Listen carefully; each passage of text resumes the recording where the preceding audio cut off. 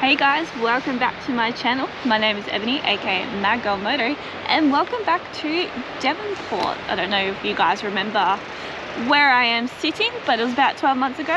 I was sitting here announcing my trip to the mainland for a 2-week adventure. So 12 months later, I'm back, and we are back because I've got some brand new tyres on the tray, so I'm so excited. So I thought while I'm back up here, might as well do my long-term ride review of the Yamaha Tyres 9 GT because new tyres, what better time to do it, right? Bit of a disclaimer, I don't know a whole lot about the technicalities and that of motorcycles. I'm just going to give you my personal experience based off my limited knowledge. So if you guys want any in-depth reviews and specs and all of that, there are plenty of other videos out there on YouTube, so definitely go check those out. Mine is just a daily rider, minimal knowledge of the ins and outs of motorcycles sort of review. The T32s, I've now got just over 15,000 Ks on the clock, and so far they're pretty good. Those tyres still had a lot of tread left in them. Unfortunately though, I did wear them flat. Now the reason being for that is there's a number of factors with that, and one of them is that when I got the Tracer, it was all set up, like the suspension and everything, the preload was set to my weight without any gear or anything on the motorcycle. And then a month later I embarked on the Spirit of Tasmania with a hell of a lot of gear on the bike, as you would have seen, and I did not set the preload for that, so that did not help the tyres at all. But also the style of riding that I was doing, I was taking the Tracer on gravel roads, sands, all sorts of places where it really shouldn't belong. And that was also a contributing factor, as well as my riding. So while I was on the mainland, I did over, in the 2 weeks, I did over like 5,500 kilometers. And I was going through a bit of a mental challenge with that trip. So that really affected my riding. I was not very confident in the corners, and therefore my tyres actually wore quite flat on the tops. And then I come back, I did track day, tried to smooth it out, but it just didn't. There was like a permanent lip on the tyre, so every time I cornered it felt like I was riding over a pebble because it would just drop. So that wasn't great, so that's why I had to replace them. But if it wasn't for my riding, my technique of riding, if I was a lot more confident in the corners and stuff during that time, I reckon I could easily get another 5,000 kilometers out of those tyres. So I reckon, yeah, I could easily, depending on your riding style, could probably get 20,000 Ks out of those tyres. So they were pretty good. They were great on the track. They're not the best in the rain, I have to admit. They're not the best all-weather sort of tyre. But overall, they're pretty good. They kept me good on the track. They're definitely a lot more sportier type of tyre. I don't think they're really meant for touring, even though the bike is a sport tourer, it's not really meant for touring. So yeah, I am excited to test out. I've upgraded to the Michelin Row 6s, so I'm really excited to test those out. I've heard great things about them. I've heard that they're great in all kinds of conditions, and they're also really good on the track as well, so I'm really excited to test those out. So moving on to the exhaust. Now, in terms of functionality, I'm sure it's fine. Like, I don't understand enough about exhaust systems to give you an in-depth or even rough idea of how well an exhaust is performing, but in terms of aesthetics, it has to be one of the ugliest looking exhausts I've ever seen. It's just like runs into this big ugly box at the bottom of the motorcycle. Now in terms of placements, I get that they're trying to go for a nice seamless look by having the exhaust running underneath the bike.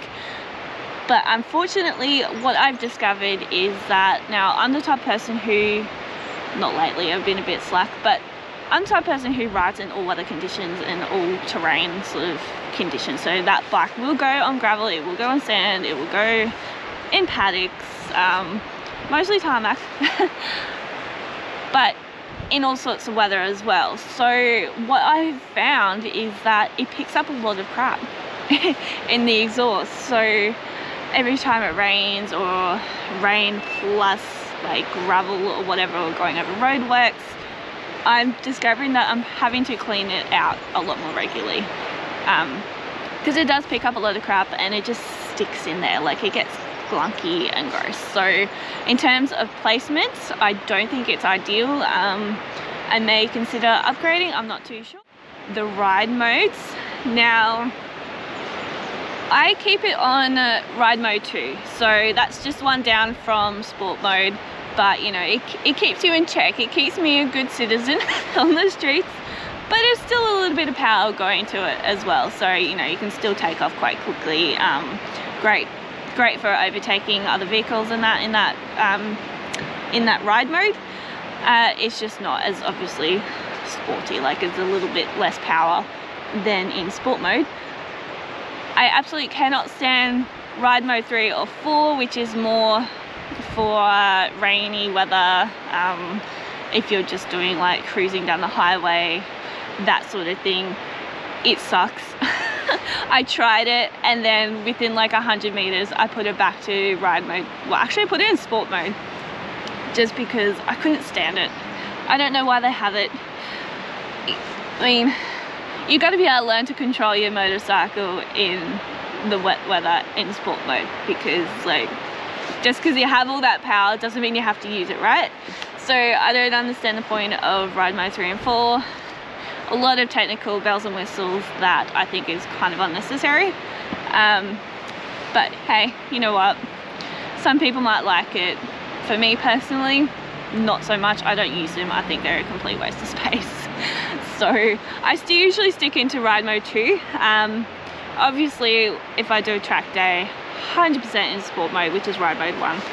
And oh my god, the difference between that and ride mode 2 is just it's awesome.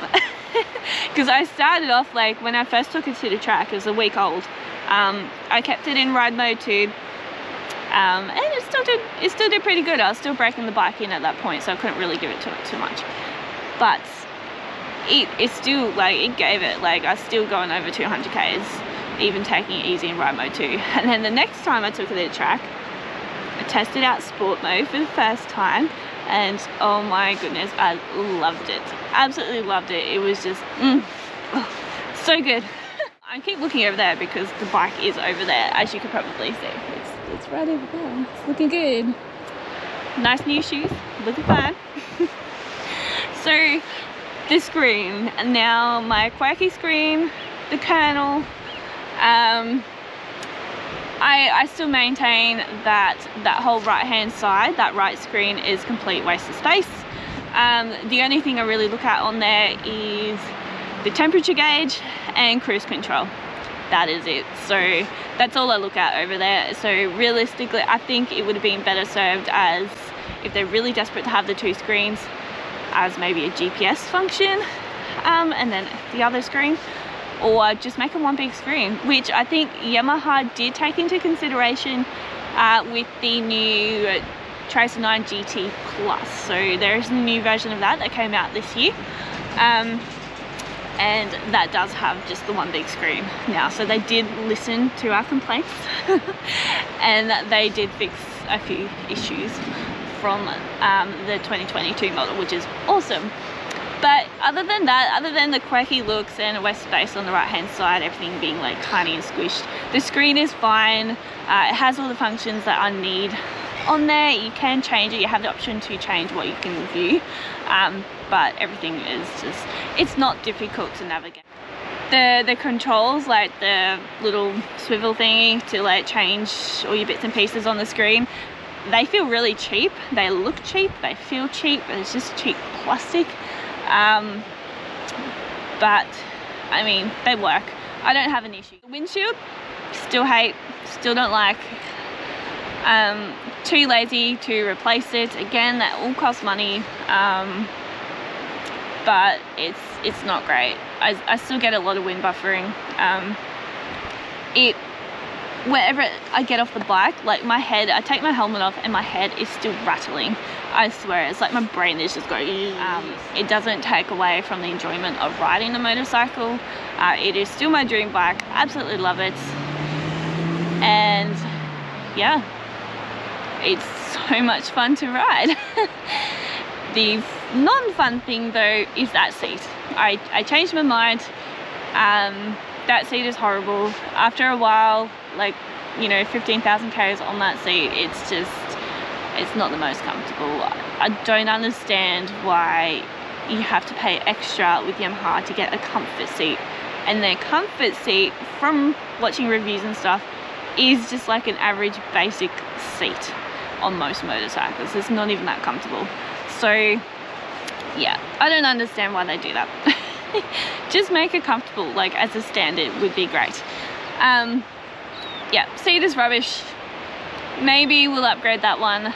It depends. It depends too on how long I decide to keep riding this motorcycle for.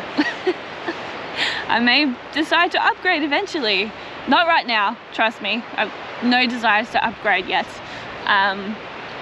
There is a motorcycle I do have in mind though, that if I do get to upgrade, or if I just happen to fall into a lot of money that I can afford to buy a second one, I would get. But for right now, I'm really enjoying the Tracer, absolutely loving it. No desires to change it just yet, so even with all the little grabs on it. But yeah, so overall, long term, 15,000 k's on the clock. I've not had any problems whatsoever, like in terms of riding. It is absolutely beautiful to ride, so much fun, especially when you give it a little oomph. It's just like, sounds so good, feels so good, and it feels amazing. I just rode from the dealership down to the beach on my new tyres, and they just feel so good. So I can't wait to see how they go once I wear them in a bit, how they perform, especially at track day, which is coming up in a few weeks. Can't wait to see how they perform then. But before then, so part of the reason why I had to like rush to get new tires is because I do have a pretty exciting ride planned in the near future. It's coming up in, I think, like 3 weeks time, so it's happening very soon. But for what I have planned, absolutely it was necessary to get new tires, because the other ones just to me weren't safe, and just knowing that they're flat, mentally I was still not like really sure in the corners. So yeah, I wanted to remove the anxiety, make sure I have nice fresh tires for what I have planned. So anyway guys, that's pretty much it. I don't have anything extra to say. Like I said, I don't know too much about the actual specs and technicalities of the bike. I just can only give you my riding experience over the last 12 and a bit months of owning it, and that's about it. So I hope you guys enjoyed this video. I highly doubt you would have found it helpful, because I didn't really give any details whatsoever, other than I still love this bike. It is fantastic. All the issues that I have with it are very minor, and yeah, that's about it. So hope you guys enjoyed. Stick around for the next video, and I shall see you guys soon. Bye.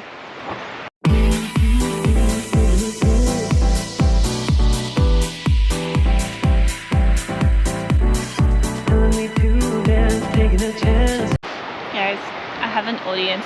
Oh my god. Hi.